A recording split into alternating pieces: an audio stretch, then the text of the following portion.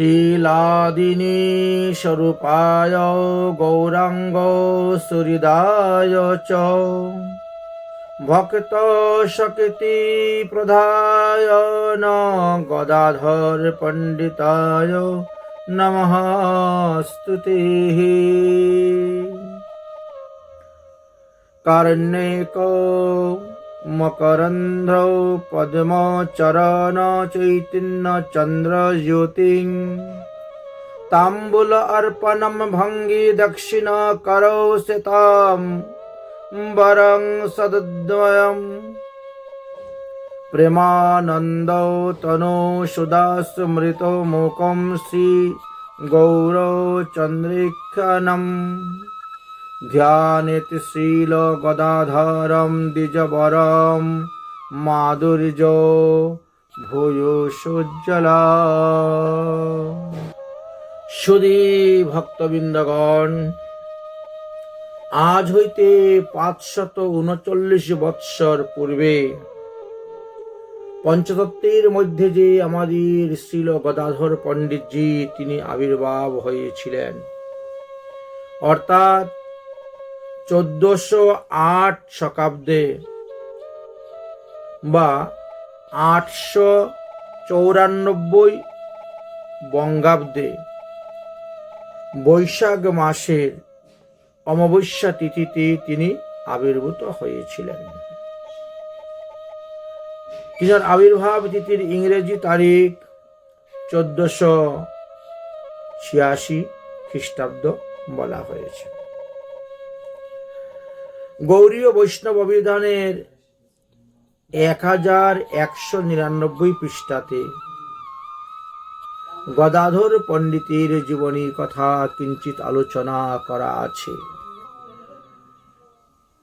আগামী শুক্রবারে পড়েছে গদাধর পণ্ডিতের আবির্ভাব তিথি, অর্থাৎ 3রা বৈশাখ 1433 বঙ্গাব্দ, 17 এপ্রিল 2026 খ্রিস্টাব্দ শুক্রবার বৈশাখ অমাবস্যা তিথি পড়েছে।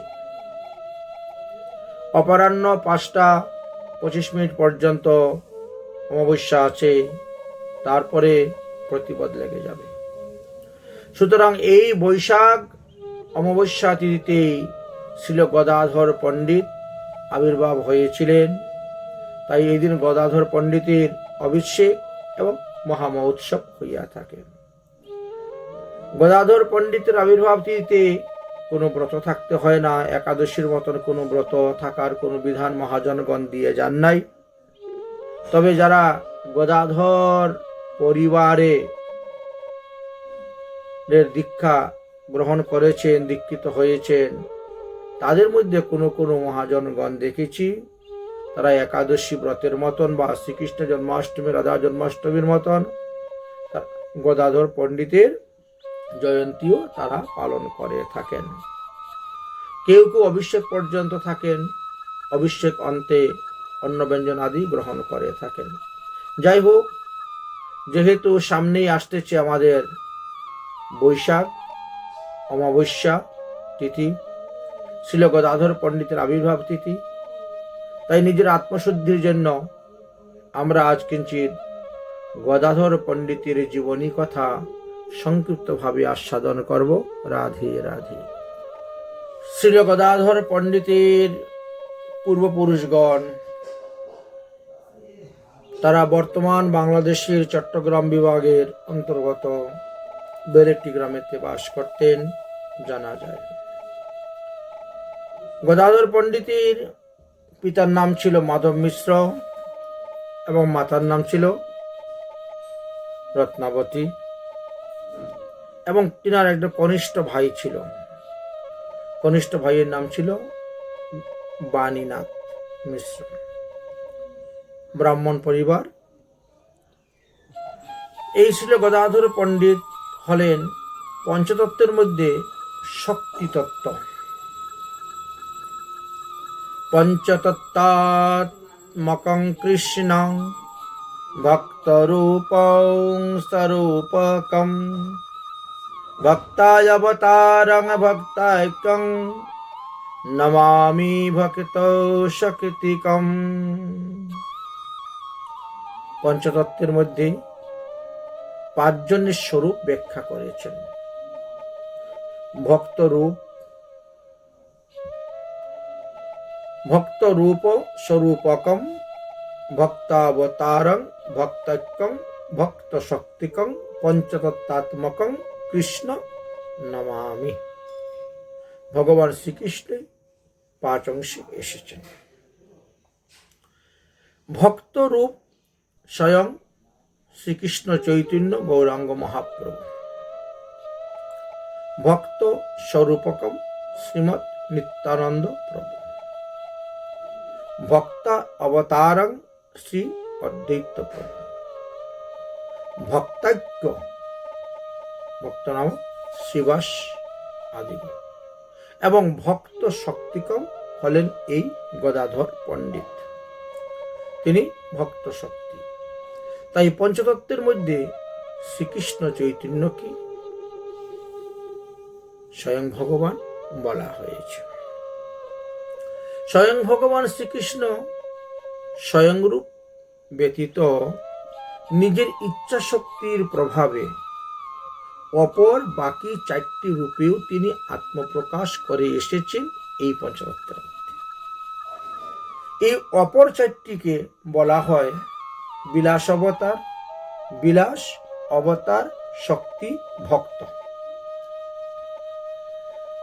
শ্রীকৃষ্ণ অবতারের বিলাসমূর্তি হলেন নিত্যানন্দ প্রভু। শ্রীকৃষ্ণের গুণ অবতার হলেন মহাবিষ্ণু এবং মহাদেবের মিলিত তনু অদ্বৈত প্রভু। শ্রীকৃষ্ণের শক্তিমান হলেন রাধারানী, শক্তি অবতার বলা। শ্রীকৃষ্ণ চৈতন্য মহাপ্রভু স্বয়ং ভগবান, একথা সর্বশাস্ত্রে বর্ণনা করে গেছে। তাহার পদারবিন্দ অনন্ত প্রমাণ, তিনি যে এসেছেন তার অনেক প্রমাণ আছে। নিত্যানন্দ রায় প্রভু স্বরূপ প্রকাশ, তার পাদপদ্ম বন্ধু যার মই দাস। আমরা নিত্যানন্দ প্রভুর পরিবার থেকে দীক্ষিত, এই জন্য আগে তিনাকে প্রণাম করি আরম্ভ করছি। অদ্বৈত আচার্য প্রভুর অংশ অবতার, তারও পাদপদ্মে মূল কোটি নমস্কার। গদাধর পণ্ডিত আদি প্রভুর যত নিজ শক্তি, তা সবার চরণে মোর সহস্র প্রণতি।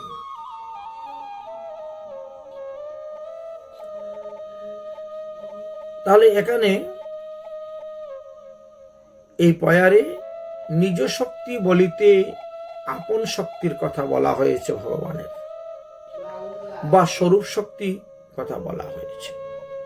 ভগবানের অনন্ত শক্তির মধ্যে তিনটি শক্তি হলো প্রধান। এক হলো অন্তরঙ্গা শক্তি, এক হলো তটস্থ শক্তি, আর একটা হলো বহিরঙ্গা শক্তি।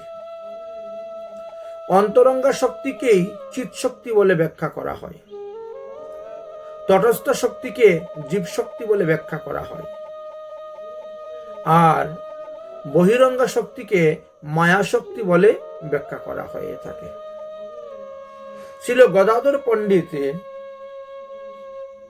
শরীরটা দেখতে কিরকম ছিল?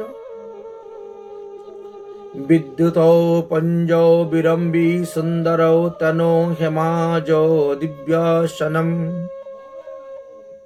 স্নিগ্ধাগদি করপদ হিন্দুলম রুচং শুক্লম বরৌ সুন্দরম ভক্তানাং পরিপালারিদং হৃদয়ং শ্রী গৌর শিব্যষ্টিতং মঞ্জুশীল গদাধর প্রভু বরং শ্রী পণ্ডিতৈক্যং ভজম্যে। গদাধরের রূপের কথা বর্ণন করেছেন। কারণ্যক মন্দর পদ্ম চরণ চৈতন্য চন্দ্র জ্যোতিং ताम्बूलायर्पणं भंगी दक्षिण करो शताम्बरं सद्वयम् प्रेमानंद तनो सुदास्मृतो मुक्तं श्री गौर चंद्रैको ध्यानित शील गदाधरं द्विजवरं माधुर्यं भूजलम्। মহাপ্রভুর যেখানে অবস্থান করেন ঠিক মহাপ্রভুর বামেই দেখবেন গদাধর পণ্ডিত। আমাদের পঞ্চতত্ত্বের মধ্যে আপনারা দেখতে পাবেন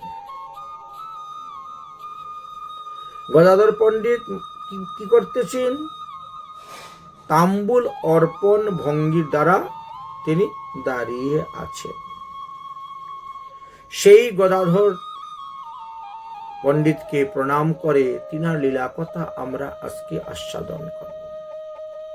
গদাধর মহতে বন্দে মাধবাচার্য নন্দন মহাভাব স্বরূপ শ্রী চৈতন্যায় ভিন্নম রূপীম। মাধব মিশ্রের পুত্র গদাধর পণ্ডিত সর্বদাই মহাপ্রভুর সেবা করে গিয়েছেন। এই কথা চৈতন্য ভাগবত, চৈতন্য চরিতামৃত, ভক্তি রত্নাকর আদি গ্রন্থেতে আলোচনা করা আছে। এবং তিনি যে রাধারানীর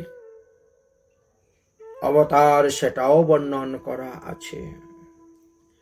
শ্রী লাদিনী শক্তি স্বরূপা তিনি, তাই শ্রী লাদিনার স্বরূপার গৌরাঙ্গৌর সুরিদাশ্চ ভক্ত শক্তি প্রধায়নম গদাধরম নমস্তুতে।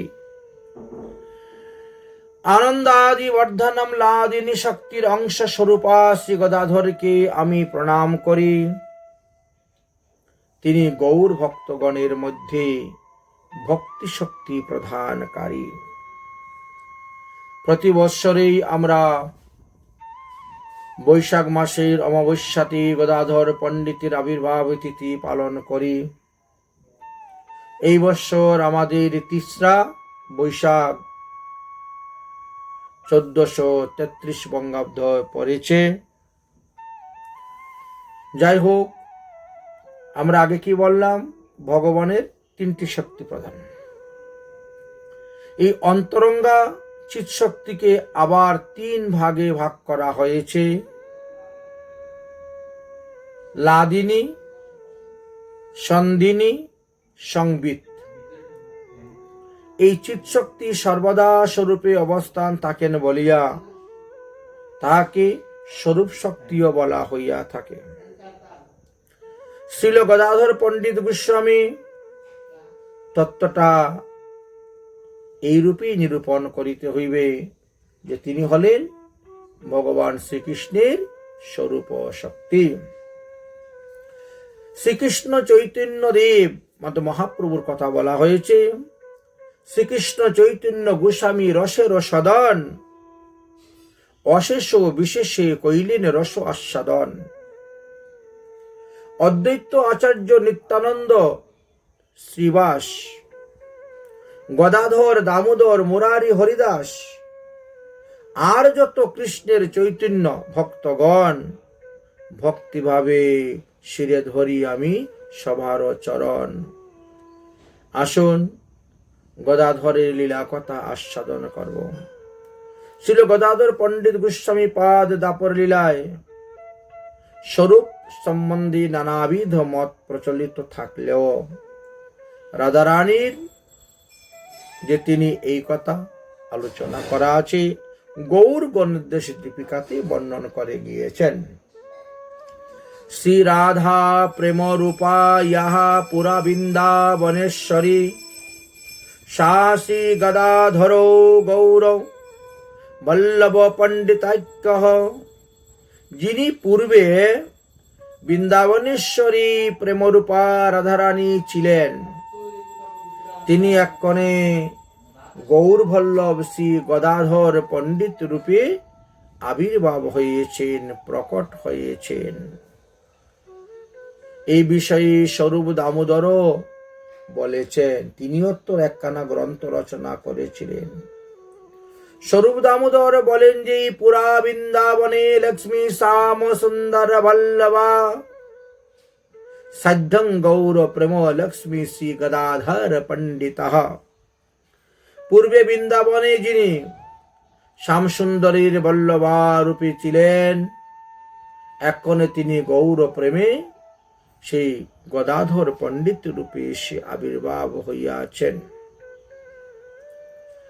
কেউ কেউ বলেন যে না, গদাধর ললিতার শক্তি। রাধার ললিতা ছিলেন রাধার অনুগতা, ললিতাকে অনুরাধা বলা হয়। অতএব ললিতাই শ্রী গদাধর দেহের মধ্যে প্রবেশ করিয়া তিনি এসেছেন, অর্থাৎ রাধারানী এবং ললিতা উভয়ই গদাধরের দেহের মধ্যে অবস্থান করিতেছেন। আবার কৃষ্ণদাস কবিরাজ গোস্বামী পাদ লিখলেন শ্রীল গদাধর পণ্ডিতকে রুক্মিণীর সঙ্গেও কোথায় কোথায় তুলনা করে গিয়েছেন। গদাধর পণ্ডিতের শুদ্ধ গারু ভাব, রুক্মিণী দেবীর যেন দক্ষিণ স্বভাব। তো এইভাবে বিভিন্ন জায়গায় থাকলেও আমরা জানতে পারলাম যে গদাধর পণ্ডিত হলেন ব্রজলীলার রাধারানী। রাধারানীর যত সখী মঞ্জুরিগণ ছিলেন তারা সবাই নবদ্বীপে এসে পুরুষ দেহে প্রকট হয়েছেন, বা নবদ্বীপ বিভিন্ন স্থানেতে প্রকট হয়েছেন, নবদ্বীপের সবার মিলন হয়েছে। তাই এখানেও আদি শব্দের দ্বারা ওই সমস্ত সখী মঞ্জুরিদেরকে নবদ্বীপ লীলার স্বরূপ সমূহকে লক্ষ্য করেই বলেছেন। যেমন উদাহরণস্বরূপ আমরা বলতে পারি যে রায় রামানন্দ, তিনি তো ব্রজের বিশ্বকা সখী ছিলেন। যেমন রূপ গোস্বামী, তিনি ব্রজের রূপমঞ্জুরি ছিলেন। এইভাবে সবার কথাই গৌর গণেশ দীপিকাতে লেখা আছে। তাহলে আমরা বুঝতে পারলাম যে কলো গৌরাঙ্গ শ্রীকৃষ্ণ রাধা চ শ্রী গদাধর কলো সংকীর্তনার্থায় অবতারো ভুবুদ্ভুবি। এই কলিযুগে হরিনাম সংকীর্তন প্রচার করার জন্য শ্রীকৃষ্ণচন্দ্র গৌরাঙ্গ মহাপ্রভু রূপে এসেছেন, আর রাধারানী গদাধর পণ্ডিত রূপে এসেছেন। শ্রীমৎ মহাপ্রভু যখন বিদ্যারস লীলায় আছেন, সেই সময়ে ছিল গদাধর পণ্ডিত লেখাপড়া করতে শুরু করেন। তো মহাপ্রভু থেকে গদাধর পণ্ডিত বেশি ছোট নয়, প্রায় 2-2.5 বৎসরের ছোট ছিলেন। অধ্যয়নের জন্য অল্প বয়সেই নবদ্বীপে আসেন এবং ক্রমে ক্রমে তিনি এখানেই বড় হন। মহাপ্রভু সর্বদা নিজ ভৃত্যগণ বা আপন জনকে দেখলে, বৈষ্ণবজনকে দেখলে তিনি শাস্ত্রযুদ্ধ করতেন, তর্কযুদ্ধ করতেন। এই কথা চৈতন্য চরিতামৃত ও চৈতন্য ভাগবতে আছেন। মহাপ্রভু এবং গদাধর পণ্ডিত ছোটবেলা থেকে একসঙ্গে শশীকলার নিয়ে বড় হয়েছেন, স্কুলে ভর্তি হয়েছেন, বিদ্যারস্যে মগ্ন ছিলেন ইত্যাদি কথাও জানা যায়। যাই হোক, এই মতে বিদ্যারসে বৈকুণ্ঠের ঈশ্বর ভ্রমিতে ভ্রমিতে দেখেন আরো একদিন গদাধরের বাল্যলীলার কথা কোনো গ্রন্থে পাওয়া যায় না। তবে গদাধর পণ্ডিতের বয়স যখন 12 বৎসর হয়েছে, তখন তিনি যার সঙ্গে মহাপ্রভুর সাক্ষাৎ হয়েছিল, এই কথা জানা যায়। যাই হোক, একদিন ভ্রমিতে ভ্রমিতে মহাপ্রভুর সামনাসামনি গদাধর পণ্ডিত পড়লেন। হাসি দুই হাতে ধরি রাখিলা ধরিয়া, হাসি দুই হাতে প্রভু রাখিলা ধরিয়া, ন্যায় পর তুমি আমায় যাও সম্বোধিয়া। গদাধর পণ্ডিত ব্যাকরণ শিক্ষা লাভ করার পরে তিনি ন্যায় পড়তে শুরু করেছেন। আর মহাপ্রভু গদাধর পণ্ডিতকে ধরে বলছেন, তুমি তো ন্যায়ের পণ্ডিত, ন্যায় পড়তেছ, অতএব আমার সঙ্গে আজকে তুমি তর্কযুদ্ধ করো। জিজ্ঞাসে গদাধর বলেন বচন, প্রভু বলে কহ দেখি মুক্তির লক্ষণ। গদাধর পণ্ডিত বলছেন, তাহলে বলুন আপনার কি জানার ইচ্ছা। মহাপ্রভু তখন বলছেন, মুক্তির লক্ষণ কি তাহা আমাকে বলো। গদাধর পণ্ডিত শাস্ত্র অনুসারে সব ব্যাখ্যা করছেন। শাস্ত্র অর্থে যেন গদাধর ব্যাখ্যা করিলা। প্রভু বলে, ব্যাখ্যা না করিতেই জানিলা তোমার এই ব্যাখ্যা সুসিদ্ধান্ত নয়। গদাধর তখন এদিকের কথা ওদিকে নিয়ে ঘুরিয়ে ঘুরিয়ে বলছেন। গদাধর বলেন, তাহলে আধ্যাত্মিক দুঃখ নাশ, ইহারে শাস্ত্র কহে মুক্তির প্রকাশ। মহাপ্রভু বলছেন, না, এটাও ঠিক নয়। গদাধর যেভাবে সিদ্ধান্ত স্থাপন করতে যান, মহাপ্রভু তার সিদ্ধান্তকে খণ্ডন করে দেন, কারণ মহাপ্রভু তো সরস্বতীর স্বামী। সুতরাং তার আগে কে পারে? নানা রূপে দুষে প্রভু সরস্বতীর পতি, হেন নাহি তার্কিক যে তাহা করে স্থিতি। মহাপ্রভু যার সঙ্গে তর্ক করতে বসতেন, তারা কেউ সিদ্ধান্ত স্থাপন করে যেতে পারত না, মহাপ্রভুর কাছেই পরাজিত হয়ে যেত। হেনজন নাহি যে প্রভুর সঙ্গে বলে গদাধর ভাসে আজি বাড়তি ফুরাইলে। গদাধর বলতে বলতে বলতে বলতে তার বাক্য শেষ হয়ে গেল, তবুও তিনি মুক্তির লক্ষণের সিদ্ধান্ত মহাপ্রভুর সম্মুখে স্থাপন করতে পারলেন না। প্রত্যেকটি স্থানেতেই মহাপ্রভু ভুল ধরতেছেন এবং তা খণ্ডন করে দিচ্ছেন। গদাধর চিন্তা করছেন, আজকে এখান থেকে পালাতে পারলে বাঁচি। গদাধর ভাবে, আজি বর্তি পলাইলে। প্রভু বলে, গদাধর আজি যাহ ঘর, কালি বুঝিবা তুমি আসিও সত্তর। মহাপ্রভু গদাধরের মনের ভাব বুঝতে পারলেন, তাই বলে, গদাধর যাও, আজকে বাড়িতে গিয়ে ভালো করে লেখাপড়া করো, আরো কিছু গ্রন্থ দেখো, তারপরে কালকে এসে তুমি আমাকে বলবে এই মুক্তির লক্ষণ কি, তোমার ন্যায় বিচার অনুসারে। নমস্কারী গদাধর চলিলেন ঘরে, ঠাকুর ভ্রমেন সর্ব নগরে নগরে। মহাপ্রভু বেড়াচ্ছেন। এই মতো প্রভু নিজের সেবককে চিনিয়া জিজ্ঞাসেন ফাঁকি, সবে যায় পলাইয়া। নবদ্বীপে এমন কোনো পণ্ডিত নেই যে মহাপ্রভুর সঙ্গে তর্কযুদ্ধ করবে। এখন মহাপ্রভুকে যে যদি কেউ দেখে এই রাস্তা দিয়ে আসছেন, তাহলে অন্যান্য পণ্ডিতরা অন্য রাস্তা দিয়ে কাটিয়ে পড়েন, অন্য রাস্তা দিয়ে চলে যান। কারণ সামনে পড়লেই প্রশ্ন করবে, উত্তর দিতে পারবো না, লজ্জা পাবো। আর ব্যাকরণ, ন্যায় এইসব নিয়ে আলোচনা করে সময় নষ্ট করতে চায় না অনেক ভক্তরাই। তারা হরিভজন করবে না ওইসব তর্কযুদ্ধ করবে।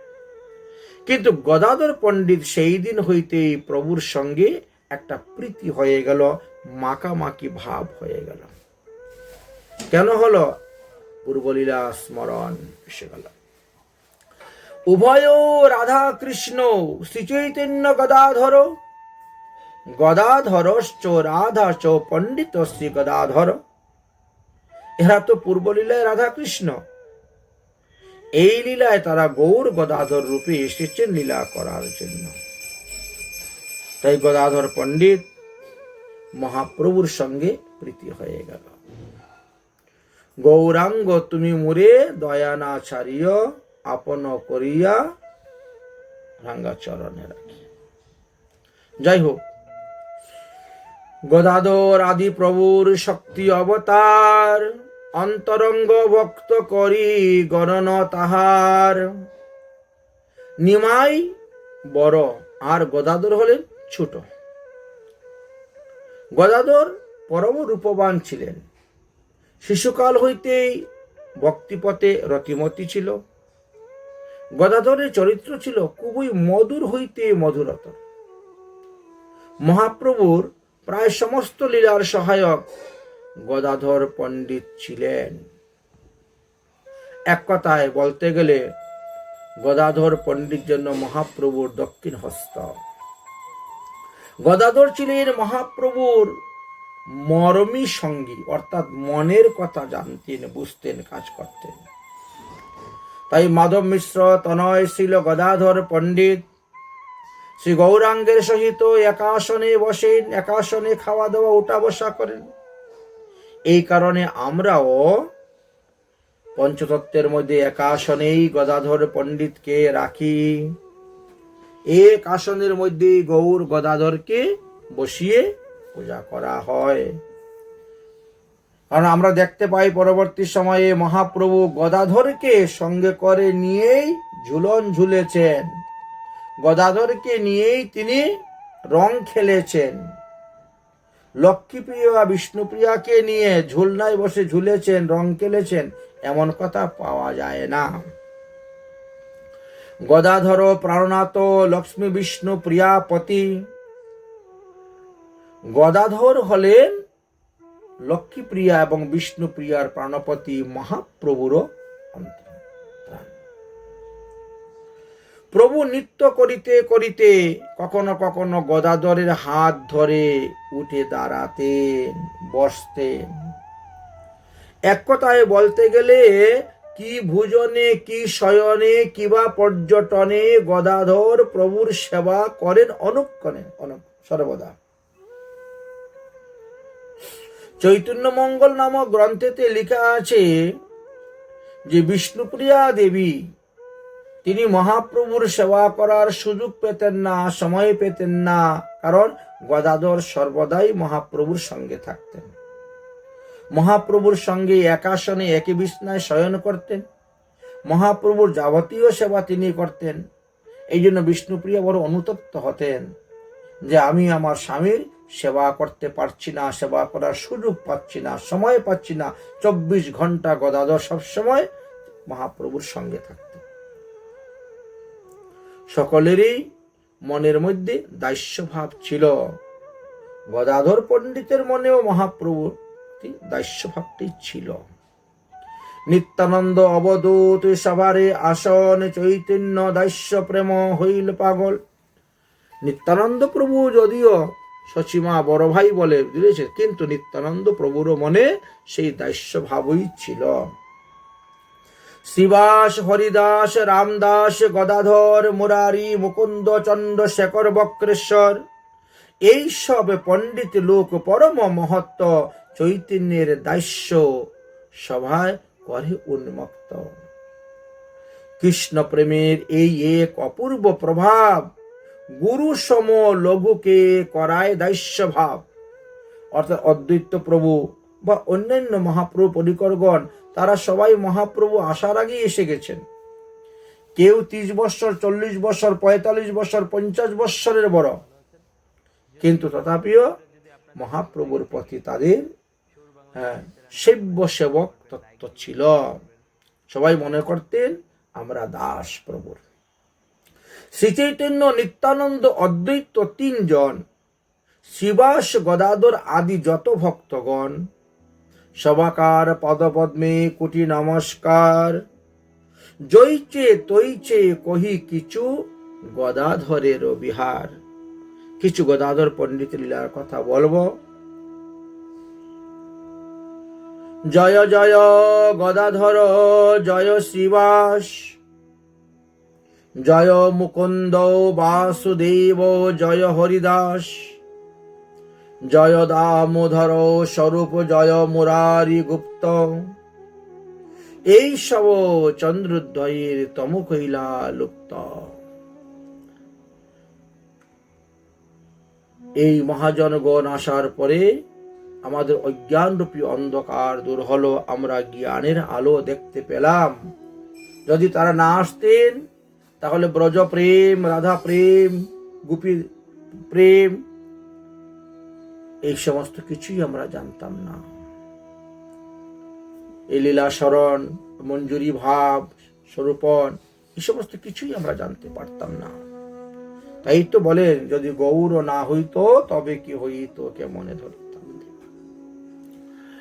পণ্ডিত গোসাই আদি যার যেই রস, সেই রসে প্রভু হন তার বশ। আমাদের পঞ্চতত্ত্বের শিরোমণি গৌরাঙ্গ মহাপ্রভু, তিনাকে যে যে রসে ভজন করে তিনি সেই রসেই তার কাছেই বশ হয়ে যান। ছিল গদাধর পণ্ডিত গোস্বামীর ভাব ছিল মধুর ভাব, তিনি সেইভাবেই মহাপ্রভুকে বশ করেছিলেন। মহাপ্রভু তো ভাবের ভক্ত, মহাপ্রভু বাৎসল্য প্রেম। শ্রীমন্ত মহাপ্রভু তাহার সেই ভাব আস্বাদন করিয়া তাহারই সেই ভাবস্থিতি সেবায় তাহাকে বশীভূত করেছিল। ভক্ত বৎসল ভগবানকে বলা হয়। কেন ভক্ত বৎসল বলা হয়? বৎস, বৎস মানে কি? গরুর বাছুর। তো গরুর বাছুর যেদিকে যায়, গাভী সেই দিকে যায়, বাছুরের পিছনে পিছনে গাভী যায়। গাভীর বাছুর যেই দিকে যাবে দেখবেন ওই গাভীটাও সেই দিকেই যাবে বাছুরের পশ্চাৎ পশ্চাৎ। ঠিক তেমনি ভাবে ভগবানও ভক্তির পিছনে পিছনে যান, এই জন্য ভগবানকে ভক্ত বৎসল বলা হয়। বৎস শব্দের অর্থ গাভীর বাছুর, গরুর বাছুরকে বলা হয়। যাই হোক, কোন এক সময়ে ঈশ্বর পুরীপাদ নবদ্বীপে আসলেন। চৈতন্য ভাগবতের সপ্তম অধ্যায়তে লেখা আছে যে ঈশ্বরপুরী শ্রীকৃষ্ণ লীলামৃত নামক একখানা গ্রন্থ রচনা করেছিলেন। তিনি গ্রন্থটি নিমাই পণ্ডিতের দ্বারা সংশোধন করাবেন, এই মনোবাসনা নিয়েই তিনি নবদ্বীপে এসেছিলেন এবং গোপীনাথ আচার্যের গৃহেতে তিনি অবস্থান করেছিলেন। 1 মাস যাবৎ তিনি নবদ্বীপে ছিলেন। এই গ্রন্থ তিনি বহু জায়গায় পাঠ করেছিলেন। গদাধর পণ্ডিতকেও তিনি প্রতিদিন এই গ্রন্থ পাঠ করে শোনাতেন। মহাপ্রভুর কাছে এই গ্রন্থ সংশোধন করার জন্য দিয়েছিলেন। মহাপ্রভু বললেন, আপনি যে গ্রন্থ লিখেছেন তার মধ্যে যে দোষ দেখবে তার অপরাধ হবে। আপনার মতো পরম ভক্ত পরম বৈষ্ণব যেভাবে গ্রন্থ রচুক না করুক না কেন সেটা ভগবানেরই প্রিয়, ভগবান ইচ্ছে, অতএব তার দোষ দেখা যাবে না। গদাধর পণ্ডিত এই কৃষ্ণলীলা মৃত গ্রন্থ প্রতিদিন শুনতে প্রেমে আর্ধ হয়ে যেতেন। গদাধর পণ্ডিতেরই দেখি প্রেম জল, বড় প্রীতি বাসেন তারে বৈষ্ণব সকল। শিশু হইতে সংসারে বিরক্ত বড় মনে, ঈশ্বর পুরীয় স্নেহ করেন তাহানে।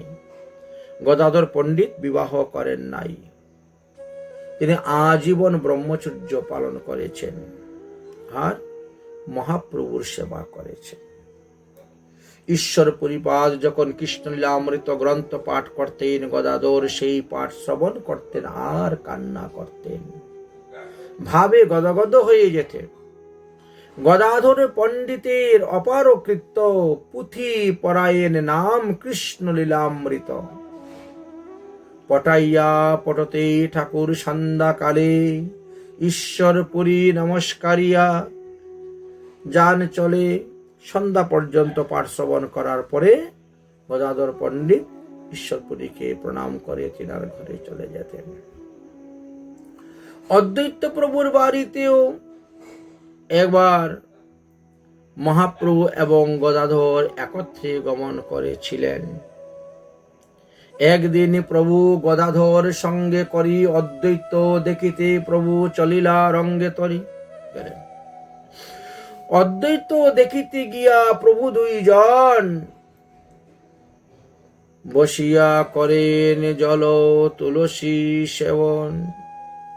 মহাপ্রভু এবং গদাধর পণ্ডিত গিয়ে দেখেন অদ্বৈত প্রভু তুলসী বৃন্দাদেবীর সেবা করতেছেন।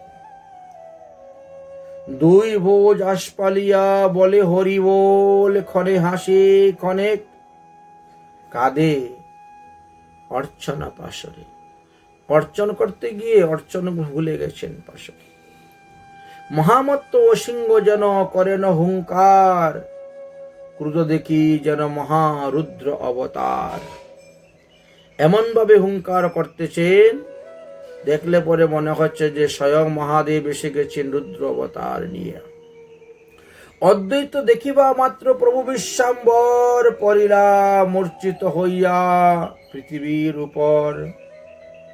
মহাপ্রভু এবং গদাধরকে দর্শন করে অদ্বৈত প্রভু ভাবাবিষ্ট হয়ে গেছিলেন।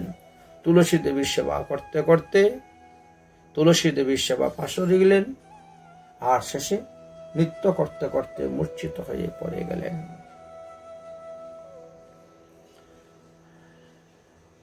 মূর্ছিত হয়ে পড়ে গেলেন। অদ্বৈত প্রভু তখন মহাপ্রভুর সেবা করলেন। হাসেন অদ্বৈত গদাধরের বচনে, গদাধর এই বালকে জানিবে কতদিন। মহাপ্রভু অদ্বৈত প্রভুর হুঙ্কার শ্রবণ করে, অদ্বৈত প্রভুর ভাব দশা দর্শন করে তিনি মূর্ছিত হয়ে যখন পড়ে গেলেন, অদ্বৈত প্রভু তখন তিনার হাতের ফুল তুলসী দিয়ে মহাপ্রভুর চরণ পূজা করেছিলেন। গদাধর পণ্ডিত এই দৃশ্য দর্শন করিয়া তিনি অবাক হয়ে বলেন, একই একই আচার্য ঠাকুর, আপনি একই করছেন? তখন অদ্বৈত প্রভু বলছেন, আমি যা করছি ঠিকই করছি হে গদাধর, তুমি আর কবে তোমার প্রাণের নিমাইকে চিনবে? আমি তো চিনে ফেলেছি। যাই হোক, এইভাবে বিদ্যারসে বেশ কিছুদিন গত হয়ে গেল। মহাপ্রভু সংস্কৃত টুল খুললেন, বিবাহ করলেন, বঙ্গদেশ ভ্রমণ করতে গেলেন, পুনরায় আসলেন এবং বিষ্ণুপ্রিয়াকে বিবাহ করলেন। তারপর মহাপ্রভু গয়াধামে গেলেন, সেখান থেকে দীক্ষা গ্রহণ করে যখন ফিরে আসলেন, আবার গদাধরের সঙ্গে তিনার মিলন। তো মহাপ্রভু আসার পরে চতুর্দিকে রাষ্ট্র হয়ে গেল যে মহাপ্রভু গয়াতে গিয়ে ঈশ্বরপুরীর নিকট থেকে দীক্ষা নিয়ে এসেছেন, তিনি এখন পরম বৈষ্ণব হয়ে গেছেন। তো আজকে শুক্লাম্বর ব্রহ্মচারীর বাড়িতে সব বৈষ্ণবকে ডেকেছেন, ওখানে একটি সভা হবে, বৈষ্ণব সভা। এইভাবে চতুর্দিকে একে অন্যকে বলতে শুরু করলেন। গদাধর মনে মনে চিন্তা করলেন যে আমাকে তো মহাপ্রভু নিমন্ত্রণ দেন নাই, তাহলে আমি এই সভার মধ্যে কেমন করে যাই, না গেলেও ভালো লাগছে, বড় চিন্তা করছেন। তো যেখানে যা কিছু হতো না কেন, সবই শ্রীবাস পণ্ডিতের একটি বিশাল পুষ্প উদ্যান ছিল, ওখানে সব বৈষ্ণবরা ফুল তুলতে আসতেন, আর ওখানে একে অন্য সব আলোচনা করা হতো। শ্রীবাস পণ্ডিতের পুষ্প উদ্যানে বাড়িতে একটি কুন্দ ফুলের বিশাল বৃক্ষ ছিল। মানে এত ফুল ফুটত, মানে অপর্যাপ্ত পরিমাণে ফুল ফুটত। এ পাড়া ও পাড়ার যত বৈষ্ণব ছিল সবাই সকালবেলা ওখানে ফুল তুলতে যেতেন এবং কোথায় কি হচ্ছে না হচ্ছে সব কথা আলোচনা করতেন। ওই দিন গদাধর পণ্ডিত তাদের সঙ্গে ফুল তুলতে গিয়েছেন। এমন সময় শ্রীমান পণ্ডিত বলছেন, ওগো তোমরা কি শুনেছ নিমাই পণ্ডিত পরম বৈষ্ণব হয়ে গেছেন, গয়া হইতে তিনি এসেছেন। এই কথা শুনিয়া গতকাল বিকালে আমিও কয়েকজন বৈষ্ণবকে নিয়ে গিয়েছিলাম তিনাকে দেখার জন্য। সত্যি তিনি পরম বৈষ্ণব হয়ে গেছেন। তিনি আমাদেরকে বললেন যে অদ্য সকাল 8 ঘটিকার সময় শুক্লাম্বর ব্রহ্মচারীর বাড়িতে এক বিশেষ কথা আছে, যেতে হবে। অতএব সবাই কিন্তু সেখানে যাবেন। গদাধর পণ্ডিত এই কথা শুনিয়া চিন্তা করলেন, আমাকে সেখানে যাওয়ার অনুমতি তো প্রভু দেন নাই, তবে আমি কি করে যাই, কেমন করে বা প্রভুর কৃপা পাই। অবশেষে গদাধর পণ্ডিত পূর্বে থেকেই শুক্লাম্বর ব্রহ্মচারীর বাড়িতে গিয়ে ঘরের ভিতরে ঢুকে তিনি লুকিয়ে রইলেন। এদিকে মুরারি, সদাশিব আদি অনেক বৈষ্ণবগণ এসে উপস্থিত আঙ্গিনাতে এসে বসেছেন, মহাপ্রভুর অপেক্ষা করতেছেন। ইত্যবসরে মহাপ্রভু আসিয়া সেখানে উপস্থিত হলেন এবং তিনি কৃষ্ণ কথা বলতে শুরু করলেন। এতদিন তো মহাপ্রভু বিদ্যারসী ছিলেন, শুধু ন্যায়ের কথা, ব্যাকরণের কথাই বলতেন, কিন্তু আজ কৃষ্ণ কথা।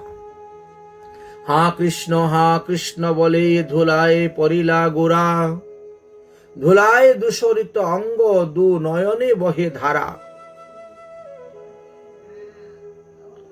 ক্ষণিক চেতন পাইয়া বলে, আমার কৃষ্ণ নাই। এত বলি, কোথায় গিয়া লুকাইলা কানাই, এই বলে খুঁজতে শুরু করছে। মহাপ্রভুর এই ভাব দেখিয়া সবল বৈষ্ণবগণ ভাবাবিষ্ট হয়ে গেলেন। মহাপ্রভু তখন মুরারির গলা ধরে বলছেন, ও মুরারি, তুমি কৃষ্ণ ভজ, কৃষ্ণ ভজ। শ্রীকৃষ্ণ কি তুমি ভজবে না? ওই সারা জীবন কি নাক টিপাটিপি করে ওই প্রাণায়াম আর যোগ সাধনার প্রচার করবে? মুরারি, কৃষ্ণ আমার বড়ই মধুর। ওহে সদাশিব, তুমি আমি দুজনে কৃষ্ণ ভজন করিব কেমন? এইভাবে বলতে শুরু করেছে। একে অন্যকে হাত ধরে, গলা ধরে, স্কন্ধ ধরে আলিঙ্গন করে মহাপ্রভু কৃষ্ণ ভজনের কথা বলতেছে। এমন সময়ে মহাপ্রভুর কর্ণকুহরে একটি রোদনের ধ্বনি এসে পৌঁছিল। মহাপ্রভু কর্ণ পেতে শুনলেন যে ঘরের ভিতরে কে যেন কান্না করতেছে। তখন মহাপ্রভু একটু বাহ্য দশা আসল। তাই তিনি বলছেন, মুরারি, শ্রীবাস পণ্ডিত, শুক্লাম্বর, আরে ঘরের মধ্যে কে কান্না করছে? মুরারি তখন বলছেন, প্রভু, তোমার গদাধর। তোমার গদাধর, ইহার অর্থ কি? কারণ গদাধর তো নিমাইয়ের ছায়ার মতন সব সময় ঘুরে বেড়াতেন, এই জন্য বলছেন তোমার গদাধর। গদাধর ও প্রাণনাথ শ্রী চৈতন্য মহাপ্রভু গদাধর সহ প্রীতি গীত বাদ্য পরায়ণ। এই তো। তখন নিমাই গদাধরকে সম্বোধন করিয়া বাহির আসতে বললেন, এসো গদাধর, বাইরে এসো, এসো গদাধর, বাইরে এসো। মহাপ্রভু আজ গদাধরের মহিমার কথা সব বৈষ্ণবদেরকে বলতেছেন। গদাধর ইনি ছোটবেলা হইতে, শিশুকাল হইতে কৃষ্ণ ভজন করেন। গদাধরের জীবনটা সার্থক হয়েছে, কিন্তু আমার জীবন বৃথা গেল। আমার জীবনে আমি 18টি বৎসর শুধু বিদ্যারসেই কাটাইলাম। এইভাবে মহাপ্রভু অনুতাপ করতেছেন।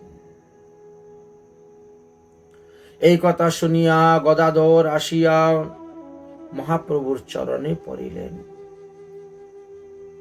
মহাপ্রভু বলছেন, গদাধর, গদাধর, আমি কৃষ্ণকে পাইয়াছিলাম জানো, কিন্তু আমার কর্মদোষী আমি কৃষ্ণকে হারাইয়াছি।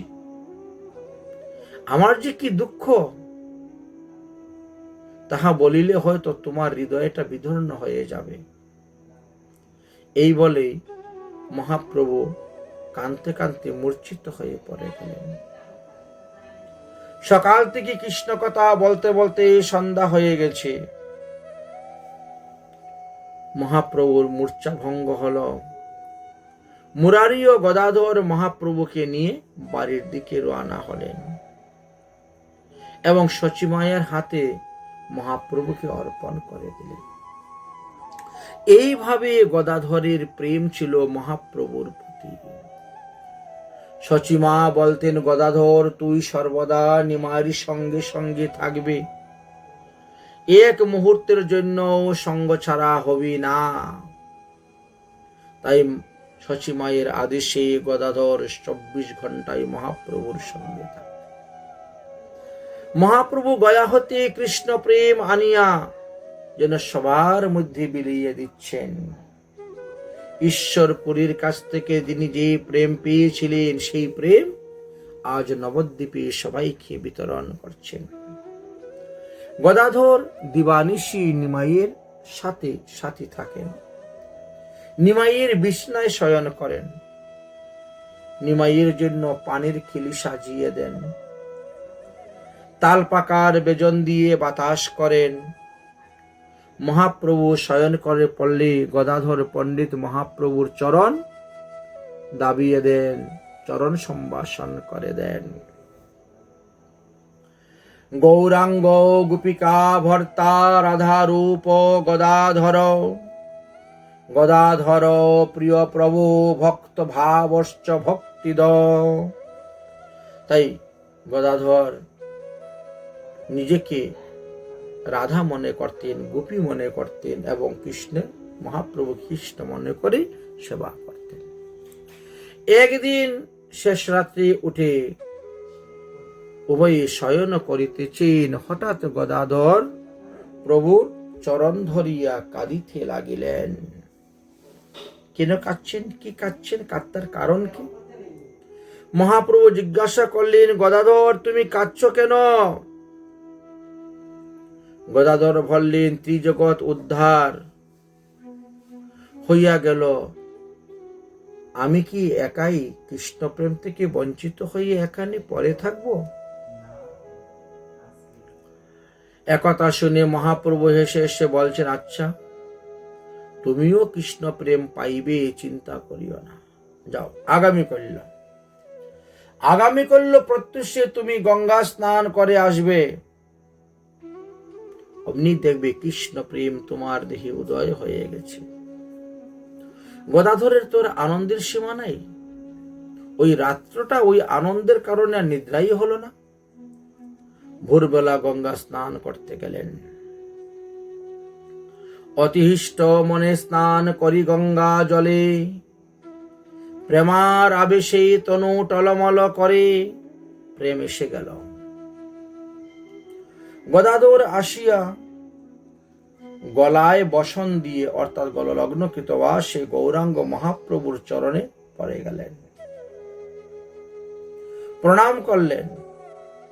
মহাপ্রভু হাসিয়া বলছেন, গদাধর কৃষ্ণ প্রেম পাইয়াছ তো? গদাধর নয়ন জলে ভাসতে ভাসতে প্রভুর চরণ দুটি ধোয়া দিচ্ছে। এই রূপে গৌর গদাধরের মধ্যে প্রেম ছিল কৃষ্ণ প্রেম। যখন নিমাই পণ্ডিত নৃত্য করিতেন তখন গদাধরের হাত ধরেই নাচতেন। গদাধর অমনি আনন্দে আত্মহারা হয়ে পড়তেন, এলাইয়া পড়তেন। গদাধরও মহাপ্রভুর সঙ্গে নৃত্য করতেন। গদাধর নিত্য গীত মহাল্লাদ মহাপ্রভু, ভক্তবৃন্দ সমাযুক্তম নিত্য গীতং মহোৎসবম। গদাধর পণ্ডিতকে নিয়ে হাত ধরে মহাপ্রভু নৃত্য করতেন, মহোৎসব করতেন। গদাধরের এই সমস্ত কার্যকলাপ দেখিয়া শ্রীমতী বিষ্ণুপ্রিয়া কখনো কখনো মন খারাপ করতেন। গদাধর সর্বদাই মহাপ্রভুর আজ্ঞা পালন করেন, মহাপ্রভুর সেবা করেন।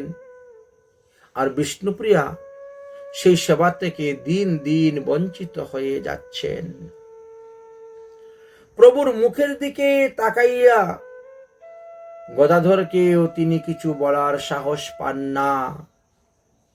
তাই তিনি খালি ভাবতেই থাকেন, আমি কখন সুযোগ পাবো আমার প্রভুর সেবা করার, কখন আমি প্রভুর নিকটে কৃষ্ণ প্রেম চাহিয়া লইব। গদাধর যেভাবে চাহিয়া লইয়া আছে, প্রেম হইয়াছে, কিন্তু এই কথা বলারও সাহস পেতেন না বিষ্ণুপ্রিয়া দেবী। দেখতে দেখতে দেখতে দেখতে কিছুদিন গত হয়ে গেল। এবার বঙ্গদেশ চট্টগ্রাম হইতে পুণ্ডরিক বিদ্যানিধি আগমন করেছেন নবদ্বীপে। একদিন মহাপ্রভু শিবাস অঙ্গনে কীর্তন নর্তন গীত করিতে করিতে ভাবাবিষ্ট হইয়া বাপ বাপ বাপ বলি ডাকিতে লাগিলা। কিভাবে ডাকছেন? পুণ্ডরিক আরে মোর বাপের বন্ধুরে, কবে মো দেখিব তোমা আরে রে বাপেরে। ওই দিন সেই স্থানে মুকুন্দ আর গদাধর উপস্থিত ছিলেন না, অন্য কোনো কাজে তারা অন্যত্র ছিলেন। আর সেই দিন মহাপ্রভু এইভাবে ভাবাবিষ্ট হয়ে ডাকতে শুরু করেছেন। শিবাসঙ্গনে যতজন ভক্তগণ ছিলেন সকলেই ভাবতে লাগলেন যে পুণ্ডরিক বিদ্যানিধি আবার কে। শেষে মহাপ্রভুকে জিজ্ঞাসা করলেন, আপনি কাকে বাপ বাপ বলে ডাকতেছেন, তিনি কে? মহাপ্রভু বললেন, তিনি চট্টগ্রাম নিবাসী পরম বৈষ্ণব। তিনি বর্তমান ঠিকানা যদি আমরা বলি তাহলে বর্তমানে বলতে হবে যে বাংলাদেশের চট্টগ্রাম বিভাগের চট্টগ্রাম শহর থেকে 18 কিলোমিটার উত্তরে হাটহাজারী থানার 3 কিলোমিটার দূরে মেখলা গ্রামে মাঘ মাসের শুক্লা পঞ্চমীতে পুণ্ডরিক বিদ্যানিধি আবির্ভাব হয়েছিলেন। পুণ্ডরিক বিদ্যানিধির বাবার নাম ছিল বানেশ্বর, মতান্তরে শুক্লাম্বর ব্রহ্মচারী। তিনার মায়ের নাম ছিল গঙ্গা দেবী এবং পুণ্ডরিক বিদ্যানিধির পত্নীর নাম, স্ত্রীর নাম ছিল রত্নাবতী। তাহারা বারেন্দ্র শ্রেণীর ব্রাহ্মণ ছিলেন। তিনি শ্রীপাদ মাধবেন্দ্র পুরীর শিষ্য ছিলেন। তিনি পূর্বজন্মে ব্রজলীলায় বিশ্বভানু মহারাজ ছিলেন। তিনি অল্প কিছুদিনের মধ্যে নবদ্বীপে আসবেন এই কথা মহাপ্রভু আগেই ভক্তদেরকে বলে দিলেন। এবং তিনি পরম বৈষ্ণব। একজন বৈষ্ণবকে দেখার জন্য যত পাও আপনি হেঁটে যাবেন তত পাও যজ্ঞের ফল লাভ করতে পারবেন।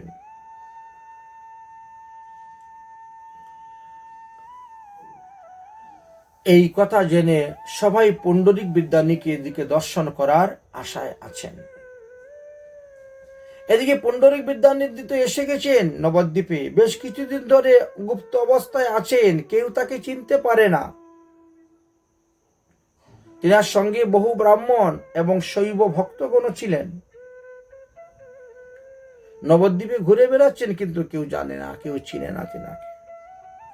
ক্রমে ক্রমে মুকুন্দ দত্তের কানে এসে এই সংবাদ পৌঁছিল, কারণ মুকুন্দ দত্তের পূর্বাশ্রম চট্টগ্রামেই ছিল এবং অনেক দিনের পুরাতন পরিচয়ও ছিল পুণ্ডরিক বিদ্যানিধির সঙ্গে মুকুন্দর। তাই মুকুন্দ দত্ত ভাবলেন যে এবার ভালোই হয়েছে, মহাপ্রভুর সঙ্গে পুণ্ডরিক বিদ্যানিধিকে আমি পরিচয় করিয়ে দিব। অতঃপর মুকুন্দ গিয়ে বাসুদেব দত্তকে বললেন, চলো আজ তোমাকে এক পরম বৈষ্ণব দেখাইব। তারপর গদাধর পণ্ডিতের গৃহে গেলেন। গিয়ে গদাধরের সহিত বললেন, কারণ গদাধরের সঙ্গে মুকুন্দের খুব অন্তরঙ্গ প্রণয় ছিল, আন্তরিকতা ছিল খুব বেশি। সুতরাং তাকেও বললেন, ভাই তুমি তো বৈষ্ণব দেখতে চাও, আমাদের গ্রাম থেকে একজন বড় মাপের বৈষ্ণব এসেছেন, দেখবে তো, চলো কালকে আমার সঙ্গে দেখাবো। বৈষ্ণব দেখিতে যে বাঞ্ছ তুমি মনে, তাহার নাম আমি বলি শুনো সাবধানে। চট্টগ্রামের জন্ম বিপ্র পরম পণ্ডিত, পুণ্ডরিক বিদ্যানিধি নামে অভিহিত। বৈষ্ণব সমাজে তার কেহ নাহি জানে, সবে মাত্র তোমারে জানাইলাম এই ক্ষণে। শোনা মাত্রই তো গদাধর পণ্ডিতের মনে ভাব উঠল, চলো চলো তাহলে দেখতে যাব। সেই পরম বৈষ্ণব আজি দেখাইব তোমারে, সেবক করিয়া যেন স্মরিবে আমারে। হে গদাধর পণ্ডিত, আজকে আমি যে বৈষ্ণব তোমাকে দেখাবো, সারা জীবন তোমার মনে থাকবে যে হ্যাঁ, মুকুন্দ আমার একটা বিরাট উপকার করেছিল, এরকম একজন বৈষ্ণব সে আমাকে দর্শন দেখাইয়াছে। গদাধর বলিলেন, এত বড় ভাগ্যের কথা, চলো চলো যাই, দুজনে মিলে একসঙ্গে যাব সেই বৈষ্ণব দর্শন করার জন্য। ধীরে ধীরে রওনা হলেন এবং যথাসময়ে গিয়ে পুণ্ডরিক বিদ্যানিধি যেখানে থাকেন সেখানে গেলেন। গিয়ে দেখছেন একটা ঘরের দরজা বন্ধ, ভিতরে হরিকথা চলতেছে, অনেক ভক্তগণ ভিতরে বসে আছে।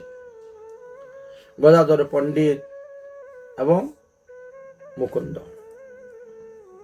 সেখানে গেলেন, দণ্ডবত প্রণাম করে ওখানে বসেছে। বসে কি দেখলেন? যাইয়া দেখেন পুণ্ডরিক বিদ্যানিধি দেখতে খুব সুন্দর, যেন একজন রাজপুত্র বসে আছে। তিনার যে খাটের মধ্যে দুগ্ধ ফেনাজিত শয্যা, চারিপাশে কুল বালিশ, তাহার মধ্যস্থানে তিনি বসেছেন। তখন জ্যৈষ্ঠ মাস ছিল, জ্যৈষ্ঠ মাসের অতি গরম, তাই তিনার দুই পাশে দুজন লোক তিনাকে বাতাস করতেছে। একজন লোক ময়ূর পাখা দিয়ে বাতাস করতেছে, আরেকজন লোক চামড় দিয়ে বাতাস করতেছে। আচ্ছা, মধ্যে মধ্যে কেউ আবার পান রিখিলি বানিয়ে ওনাকে দিচ্ছে, উনি পান তাম্বুল চিবাচ্ছেন। পানের পিক ফেলার জন্য পাশেই একটা স্বর্ণের পিকদানি ছিল, ওর মধ্যে ফেলতে। তাম্বুল চর্বণ করতে করতে অধর দুইটা একেবারে লাল হয়ে গেছে, রক্তবর্ণ অধর হয়েছে। সেই পানের কি ঘ্রাণ, সুঘ্রাণ। তারপরে শরীরের জামা কাপড় থেকে, মাথার চুলের থেকে সুগন্ধি তেল মাথায় দিয়েছে, এইভাবে সুগন্ধি ঘ্রাণ আসতেছে। গদাধর এবং মুকুন্দ উভয়ই বসেছেন, বসে বসে দর্শন করতেছেন। কথা বলতে বলতে কথা প্রসঙ্গে হঠাৎ পুণ্ডরিক বিদ্যানিধি অতি আদরের সহিত মুকুন্দকে বলছেন, মুকুন্দ, আরে তোমার পাশে যে ছেলেটা বসে আছে, ওকে আমি যতই দেখতেছি না, ততই যেন তার প্রতি আমি আকৃষ্ট হচ্ছি। মুকুন্দ তখন বলছেন, ইনি হলেন গদাধর নাম, শিশুকাল হইতে সংসারে বিরক্ত, সে মহাভাগ্যবান। মাধব মিশ্রের পুত্র, কহি ব্যবহারে, মানে এই জগতে ব্যবহার অনুসারে, সকল বৈষ্ণব ভালোবাসে ইহারে। ভক্তিপথে রত সঙ্গ ভক্ত সহিত, শুনিয়া তোমার কথা আইলো দেখিতে হিত। তোমার কথা শুনে তোমাকে দেখার জন্য এসেছে। বর্তমানে তার ন্যায় পড়াও সমাপ্ত হয়ে গেছে, বয়স এখন 22 বছর হয়ে গেছে। নিমাই পণ্ডিতের প্রিয় বন্ধু এই গদাধর, বাল্যবেলা থেকে ব্রহ্মচর্য পালন আকুমার, তিনি বিবাহ করেন নাই, শিশুকাল হইতে হরিভজন করতেছেন। এইভাবে মুকুন্দ গদাধর পণ্ডিতের আদি মধ্য অন্ত যা কিছু সব পুণ্ডরিক বিদ্যানিধিকে বললেন। পুণ্ডরিক বিদ্যানিধি এই সমস্ত কথা শ্রবণ করিয়া অনিমেষ নেত্রে গদাধরের দিকে তাকাইয়া রইলেন, নিরীক্ষণ করিতে লাগিলেন। গদাধর বক্রনয়নে ওই মধ্যে মধ্যে পুণ্ডরিক বিদ্যানিধির দিকে তাকান। যতই দেখতেছেন ততই গদাধরের মনের মধ্যে নানা রকম সংশয় উৎপন্ন হচ্ছে। কারণ গদাধর তো ছোটবেলা থেকে বিরক্ত বৈষ্ণব, তিনি তো কোনো বৈষ্ণবের এত ঠাটবাট কোনোদিন দেখেনই নাই, আর ওই রকম বৈষ্ণবের সঙ্গও করেননি। গদাধর চিরদিনই বিষয় সুখ হইতে বিরত ছিলেন, কোনোদিনও মাথার মধ্যে সুগন্ধি তেলও দেন নাই, আর গায়ের মধ্যে সেন্টও দেন নাই, কোনো কিছু না। গদাধর দেখলেন পুণ্ডরিক বিদ্যানিধির চুলের মধ্যে সুগন্ধি আমলকি তেল,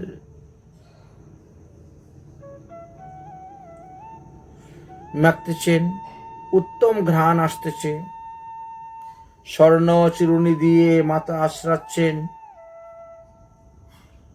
প্রকাণ্ড একটা পানের বাটা সামনে, একটা পান শেষ হলি আর একটা পান মুখে ঢুকাচ্ছেন, মুহুমুহু পান চর্বিত করেই যাচ্ছেন, আর পাকে পাকে কথা বলছেন, কথার পাকে পাকে আবার পিকদানিতে পানের পিকও ফেলতেছেন, আবার ভক্তি লাভের উপায় কি কি এই সমস্ত কথাও ভক্তদের কাছে ব্যাখ্যা করে বলতেছেন।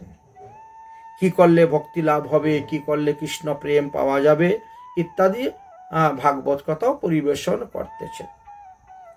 গদাধর মনে মনে ভাবলো, এ আবার কেমন বৈষ্ণব?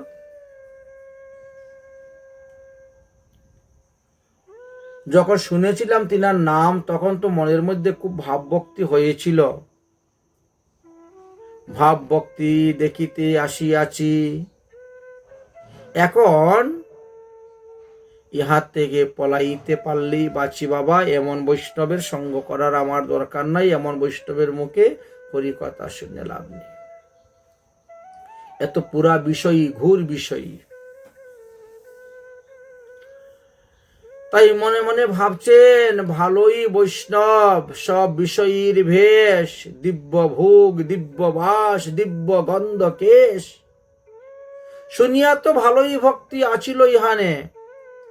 যখন শুনেছিলাম তখন তো খুব ভক্তি ছিল তিনার উপরে, আছিল যে ভক্তি, সে গেল দর্শনে। তিনার নাম শুনে, তিনার গুণের কথা শুনে, তিনার উপর যে ভাব ভক্তি প্রেম আমার উপস্থিত হয়েছিল, কিন্তু এখন তিনার এই সমস্ত দর্শন করে তো সবই আমার চলে গেল। এখান থেকে উঠতে পারলেই বাঁচি। এই জন্য গদাধর ইটিস পুটিস করতেছেন যে এইখান থেকে উঠে কোন রকম চলে যাই। গদাধরের ভাব মুকুন্দ ঠাকুর বুঝে ফেললেন। তাই মুকুন্দ ঠাকুরও গদাধরের ভাব বুঝে মনে মনে হাসছেন, ভাবছেন এত অপরাধে পড়ে যাচ্ছে, এত বড় বড় একজন মহান বৈষ্ণবের দোষ দেখতেছে।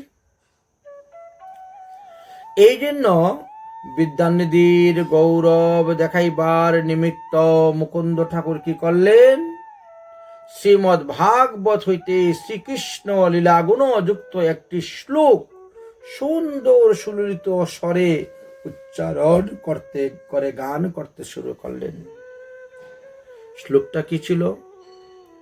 অহো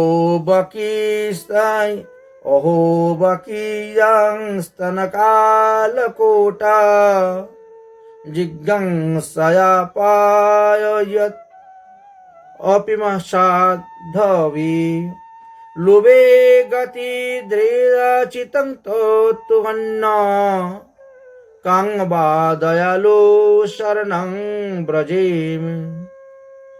এই শ্লোকটা ছিল পুতনা রাক্ষসী বধের লীলাকে কেন্দ্র করে। পুতনা উনি বালঘাতিনী, বালকদেরকে হত্যা করেন। রাক্ষসিনী ছোট ছোট বালকদেরকে বধ করে তার রক্ত পান করেন, রুধির পান করেন। অথচ কি আশ্চর্যের কথা, যে পুতনা ভগবান শ্রীকৃষ্ণকে কালকূট বিষ পান করাইয়া মারতে এসেছিল, সেই বকাসুরের ভগ্নী পুতনাকে ভগবান কি করলেন? মাতৃগতি দান করলেন, ধাত্রীগতি দান করেছিলেন। এত বড় দয়ালু ভগবান শ্রীকৃষ্ণ। অম্বিকা এবং কিলিম্বাদি ধাত্রীদের উপযুক্ত স্থান তিনি প্রদান করেছিলেন। নিত্য গোলকধামে তাকে পাঠিয়ে দিয়েছিলেন। এমন পরম দয়ালু শ্রীকৃষ্ণ ব্যতীত অন্য কোন দেবতার মধ্যে নাই। তুমি কার চরণে শরণ নেবে? এই সংসারে শ্রীকৃষ্ণের মতন দয়ালু আর কেউ নেই। এই শ্লোক শুনে বিদ্যানিধি মূর্ছিত হয়ে পড়ে গেলেন ভূমিতে, আর ধুলায় গড়াগড়ি দিতে শুরু করলেন। শ্রী গোবিন্দ গোপীনাথ কৃপা করি রাখো নিজ পদে। শুনিলেন মাত্র ভক্তি যুগের স্তম্ভন, বিদ্যানিধি লাগিলেন করিতে ক্রন্দন।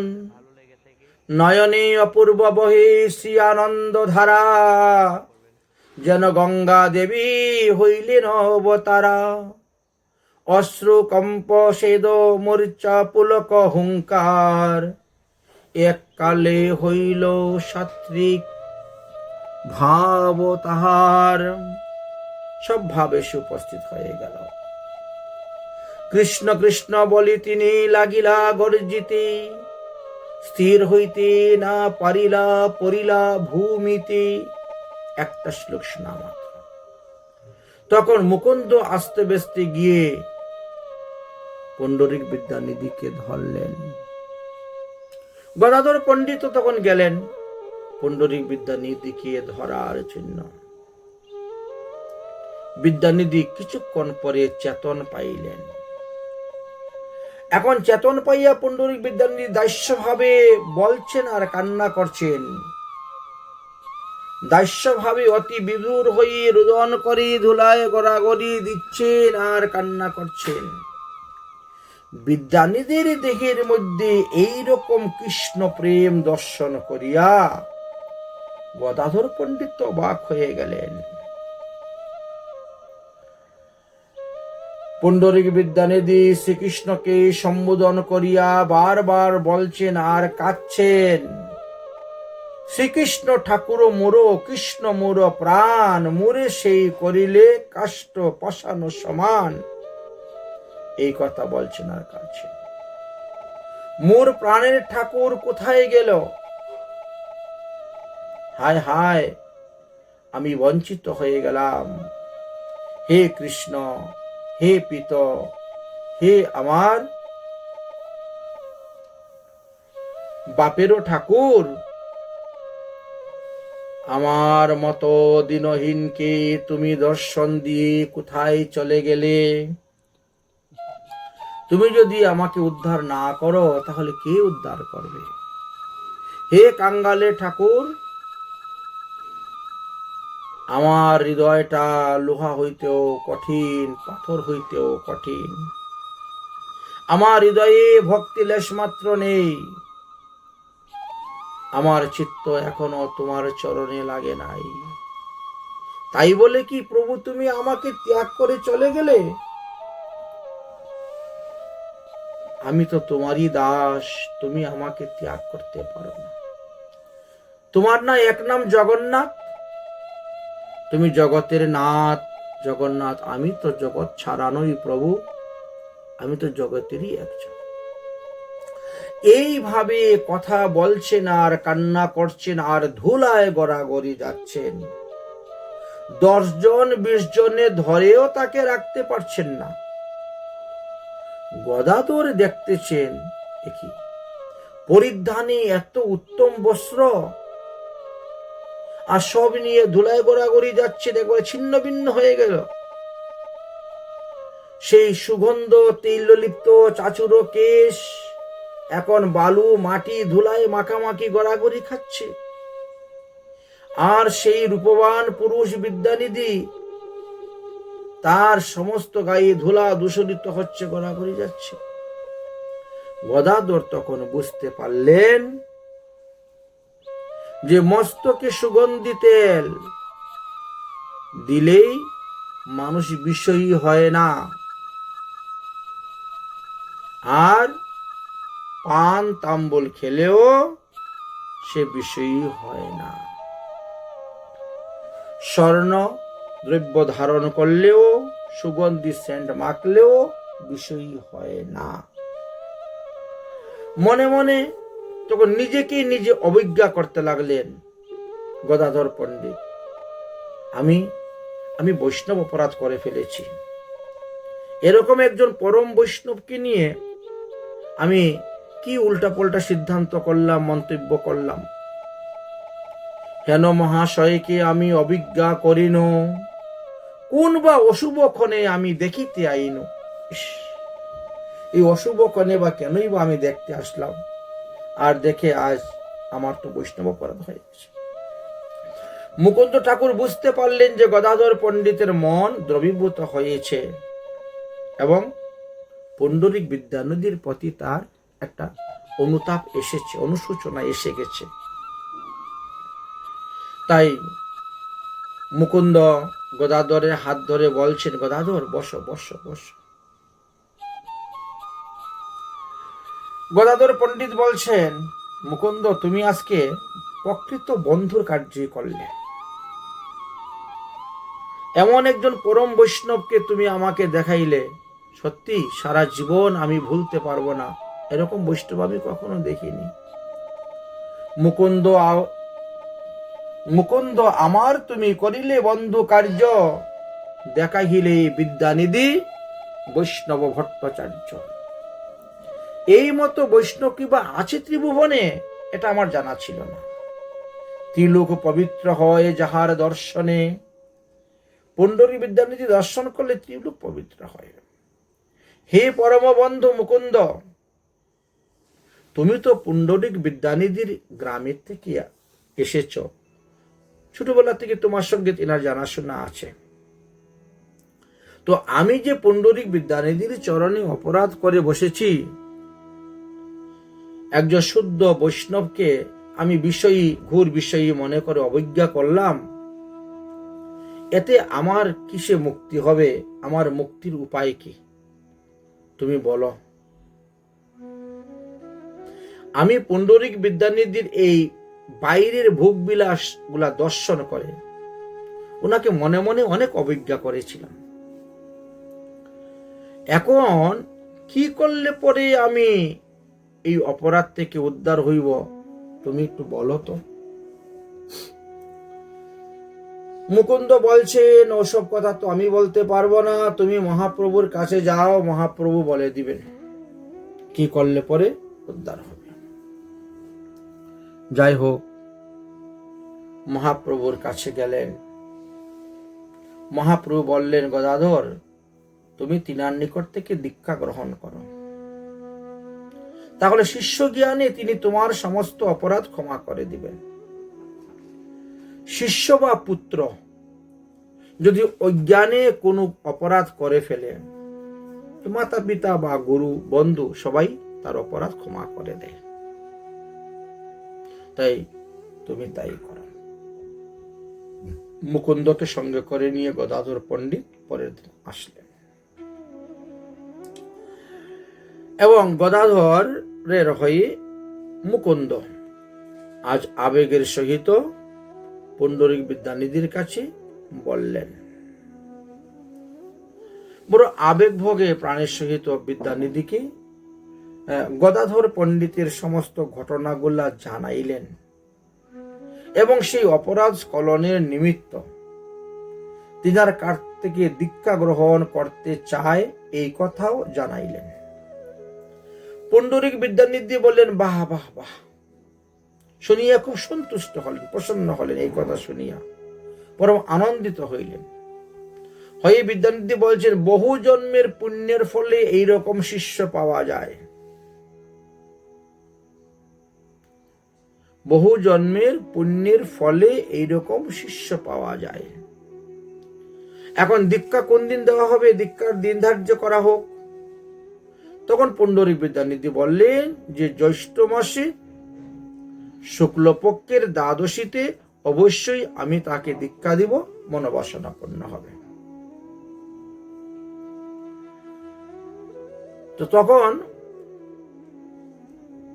গদাধর পণ্ডিতের 22 বৎসর পার হয়ে গেছে।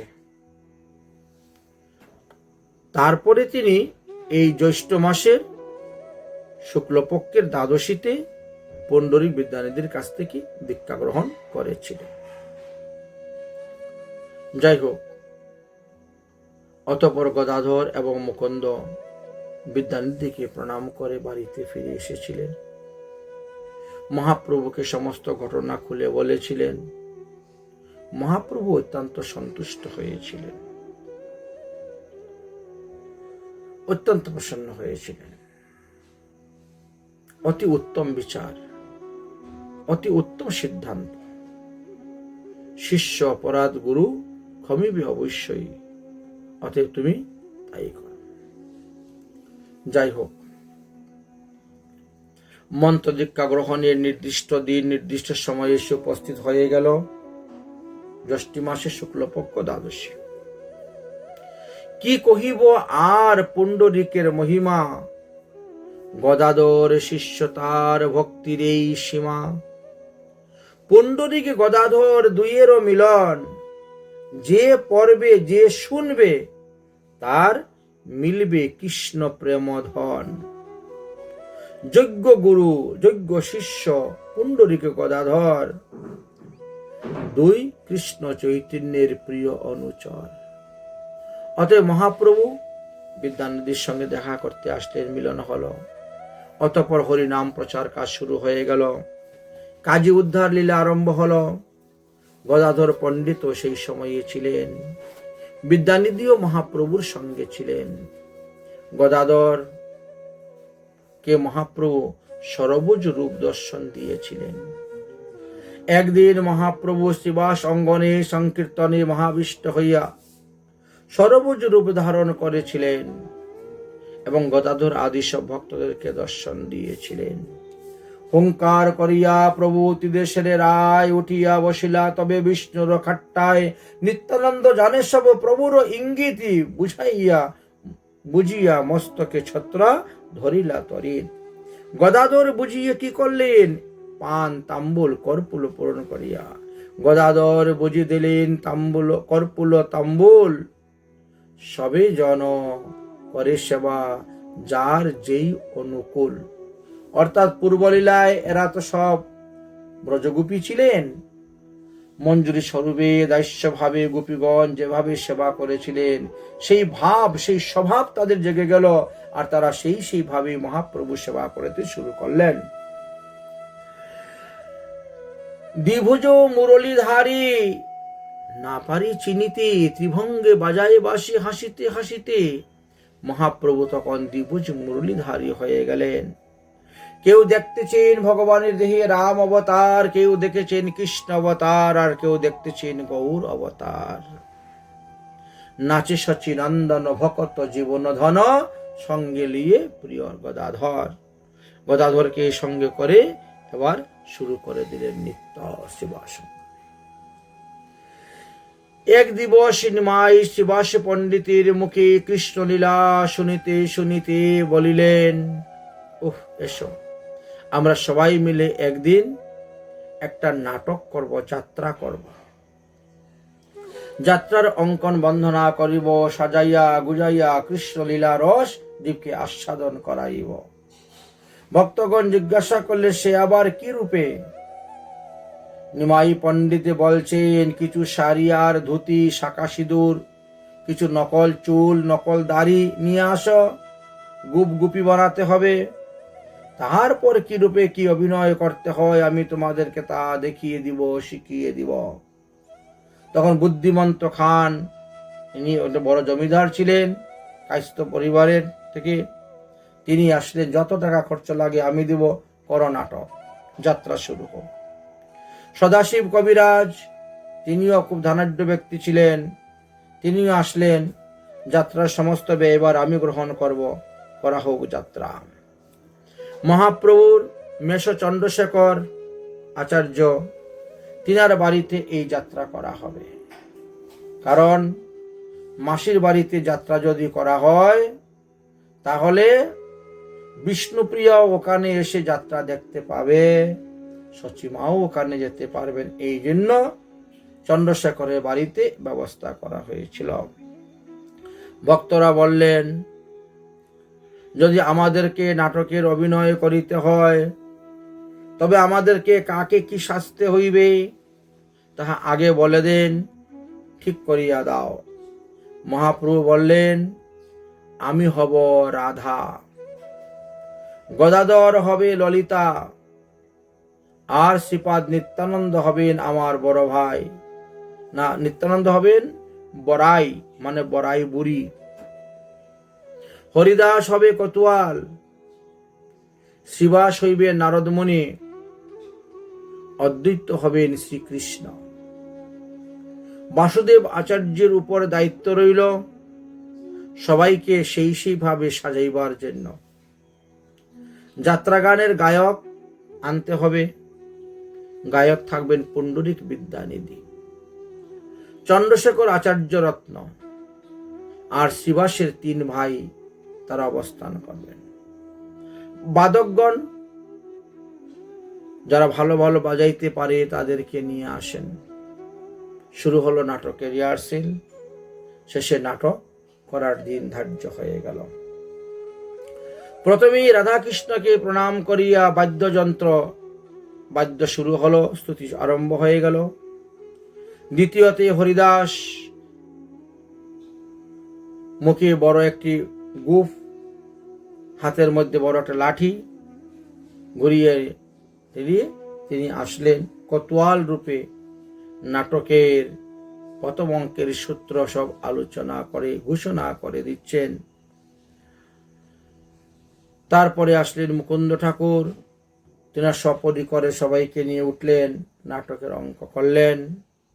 তারপরে আসলেন নারদ মুনির আগমন। এইভাবে একে একে সূত্রধর ছোট হরিদাস, পরিচারিক মুকুন্দ প্রভৃতির সঙ্গে করিয়া গোপী বেশে গদাধর পণ্ডিত সুপ্রভা সখীর সঙ্গে সেই নাট্যমঞ্চে প্রবেশ করলেন। নারদ জিজ্ঞাসা করলেন, তোমরা কাহারা? সুপ্রভা বললেন, আমরা গোয়ালার মেয়ে, ব্রজে থাকি, গোপেশ্বর মহাদেবের পূজা করতে যাচ্ছি। তবে ঠাকুর আপনি কি? নারদ বলছেন, আমি শ্রীকৃষ্ণের দাস, আমার নাম নারদ। এই কথা শুনে সকলেই নারদ মুনিকে প্রণাম করলেন।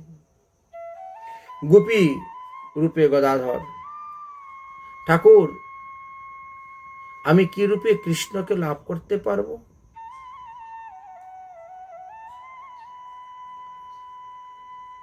তখন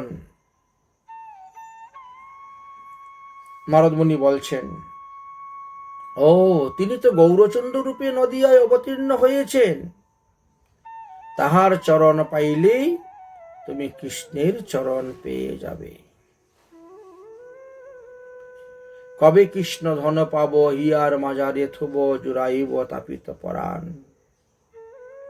নারদ মুনি বলছেন, তুমি অবশ্যই সেই কৃষ্ণ চরণ পাইবে। প্রত্যহ সুরধ্বনির তীরে যাও, সুরধ্বনির সেবা করো, সুরধ্বনি মার্জন করো, মার্জন। আচ্ছা, তুমি তো বৃন্দাবনের গোপী, তাহলে অবশ্যই তুমি নৃত্য করিতে পারো, নৃত্য করতে জানো। একবার আমাকে একটু নৃত্য করে দর্শন করাও। গদাধরে রূপীর অবধি নাই, রাই গৌর চরণ কি রূপে পাই। বলিয়া নারদের চরণে পড়িলেন, অমনি প্রেমে বিভোর হইলেন গদাধর। গদাধরের চাঁদমুখে নয়ন জলে দেখিয়া ভাসিতে লাগিলেন নারদ মুনি। এইভাবে নাটকের প্রথম অঙ্ক শেষ হল। সুপ্রভা সখী অঙ্গে ভর করিয়া মৃদঙ্গ মন্দিরা ধরিল সহিত মধুর নৃত্য করিতে লাগিলেন গদাধর পণ্ডিত।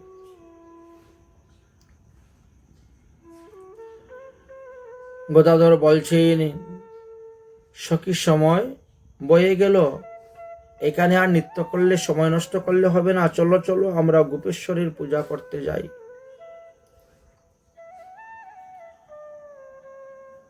তাই সমস্ত গোপীগণ তখন নারদকে প্রণাম করে নারদের অনুমতি নিয়ে তারা গোপেশ্বর পূজা করার জন্য রওনা হয়েছে।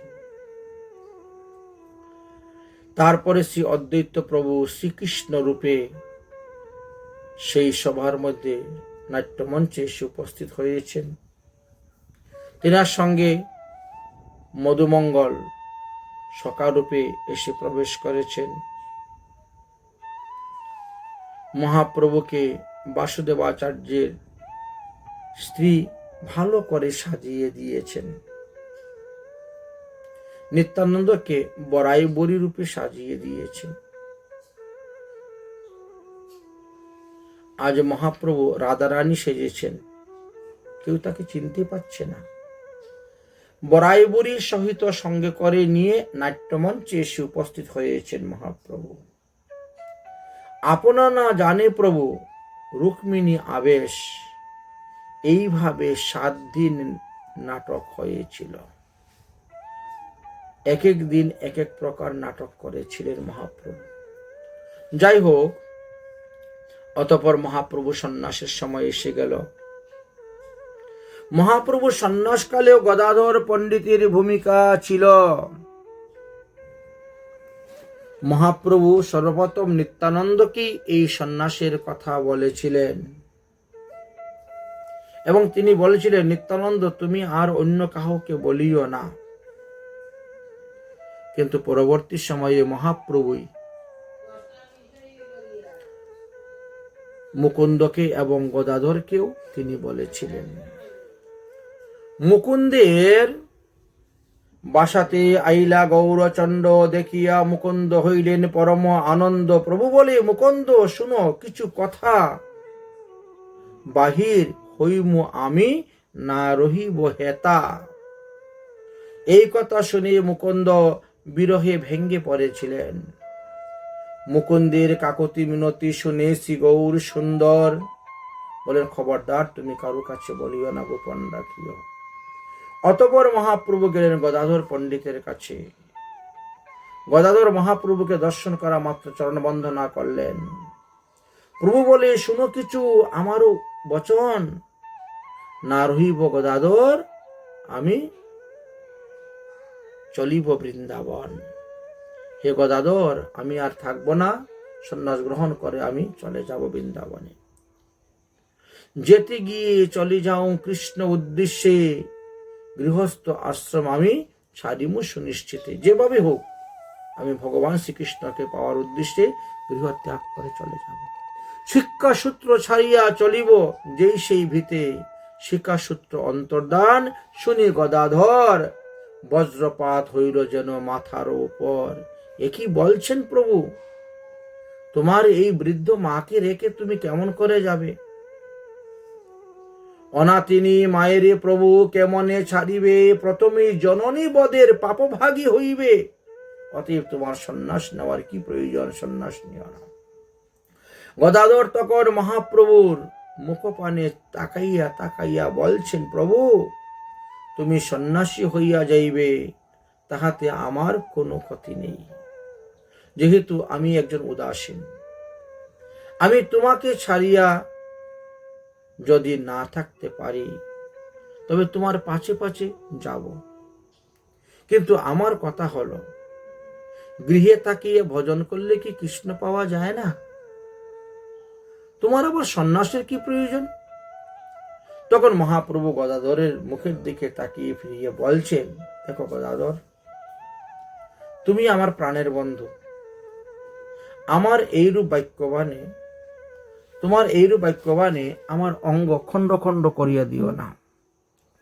যদি তুমি আমার ভালো চাও তবে তুমি আমার সুখের নিমিত্ত আমার কাজ করো, আমার সন্ন্যাসের সমস্ত ব্যবস্থা করো।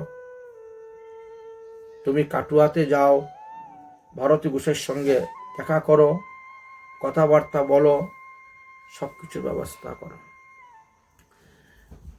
আমি সন্ন্যাস হয়ে চলে গেলে তাতে কি হলো? তুমি তো আছো, তুমি আমার বৃদ্ধ মাকে দেখাশোনা করবে, তাহার নয়নজল তুমি মুছাইয়া দিবে, আর তাহাতে কৃষ্ণ প্রতি মতিগতি হয় সেই রকম ভাবে হরিকথা তুমি প্রতিদিন তাকে শুনাইবে। গদাধর আর কিছুই বলতে পারলেন না। এইভাবে মহাপ্রভু গদাধরকে বললেন।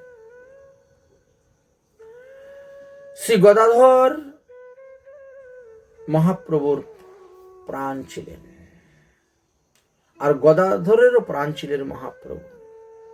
শ্রী গৌরাঙ্গের এক নাম গদাধরের প্রাণনাথ।